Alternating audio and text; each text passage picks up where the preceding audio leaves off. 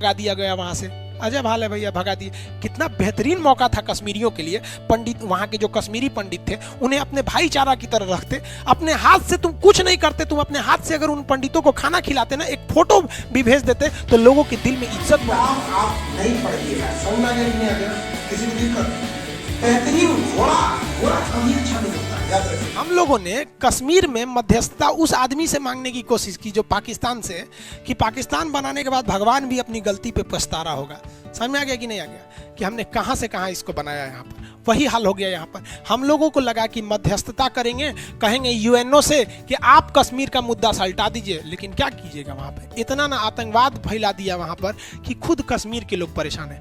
एक कश्मीर के आदमी से हम बात किए थे, वो कहा कि जानते हैं सर, दुनिया में नरक देखना है तो हम लोग की जिंदगी देख लीजिए। तो हम कहे भाई ऐसा कहे कर रहे हो, हम तो सुनते हैं कि कश्मीर में स्वर्ग है।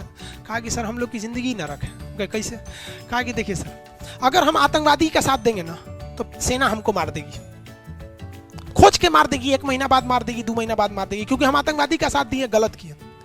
और अगर हम आतंकवादी का साथ नहीं देंगे ना, सेना का साथ देंगे कि आतंकवादी आया तो आतंकवादी हमको मार देगा। खान साहब आप बताइए हम क्या करेंगे? ये बात हकीकत है।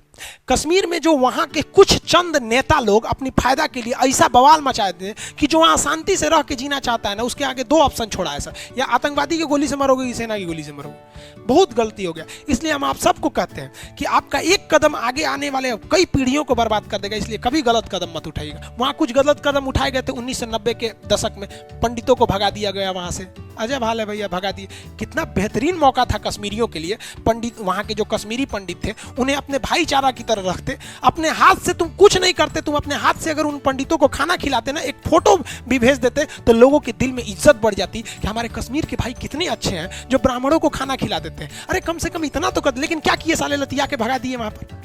बहुत बड़ा तुम्हें जन्नत मिल गया यहाँ पर, और तुम सोचते हो कि हमारी सेना इज्जत करके देखेगी। यहाँ पर तुम ज्यादा हो तो तुम इसका मतलब कुछ कर दोगे। हाँ, हद हो गया यार। खुद चौपट करते हो अपने यार, बस क्या करोगे यार, माथा फोड़ ले हम अपना। ऐसा पढ़ेगा सब संविधान तब ना। हाँ, आप खुद सोचो भाई, अगर आपके पास 10 वीडियो ऐसा आ जाए कि कोई कश्मीरी पंडित है, उसे कोई कश्मीर का आदमी है, वो उसे खाना खिला रहा है, अपने घर में रह रहा है, उसे बचा के ला रहा है किसी आतंकवादी से, आपकी इज्जत बढ़ेगी कि नहीं बढ़ेगी? आप कभी कश्मीरी को गाली दे पाएंगे? नहीं दे पाएंगे। लेकिन बेचारे सबको क्या कीजिएगा। ऐसा नहीं कि वहां सब गलत है। हम आपको बताएं ना, कुछ पीड़ित किस तरह 30-40% है जो बहुत गलत है, लेकिन कुछ ऐसे पीड़ित है, लेकिन क्या कीजिएगा आप? हम समझाने जाएंगे तो बेजा उड़ा देगा। आपको लगता है वहां के लोगों ने बहुत बड़ी गलती किया? आप बताइए, सिख लोगों को देखा है? सिखों के 2 गुरु को मुगलों ने मार दिया। अर्जुन देव को और तेग बहादुर को मार दिया कि नहीं मार दिया? इन लोगों ने ऐसे मार दिया यहाँ पर इन लोगों ने। लेकिन उन्हीं सिखों ने शाहीन बाग में जब महिलाएं बैठी थी ना, तो उन्हें खाना पहुंचाया था। ये होती है यार इंसानियत।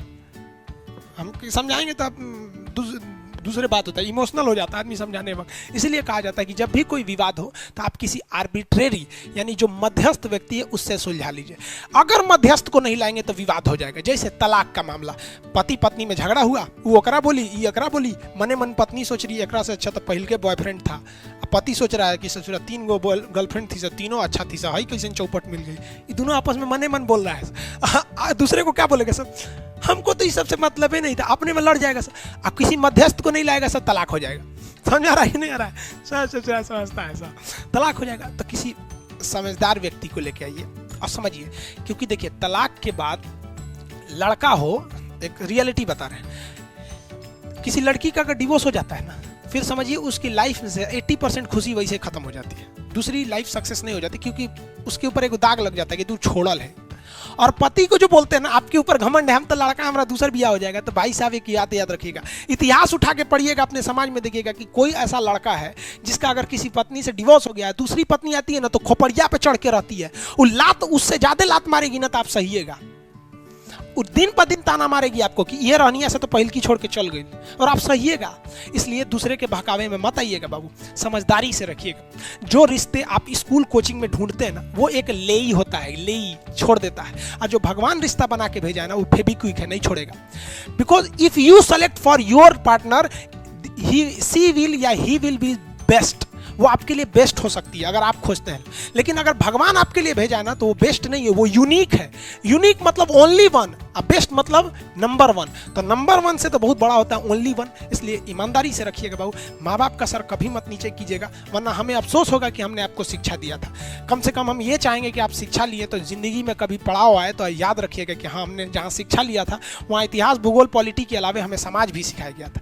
तो हमारा संविधान अगर आप गहराई से पढ़िएगा ना, जीवन जीने का बहुत बेहतरीन रास्ता देता है। लेकिन अगर केवल नंबर लेने के लिए पढ़िएगा तो ना नंबर ले पाइएगा ना जीवन सीख पाइएगा। लेकिन अगर इसे इंटरेस्ट लेके पढ़िएगा, बहुत इंटरेस्टेड है, इसका कोई हद नहीं कितना इंटरेस्टेड है। समझ में आ रहा है कि नहीं यार आप लोग को? तो 51 समझ में आ गया।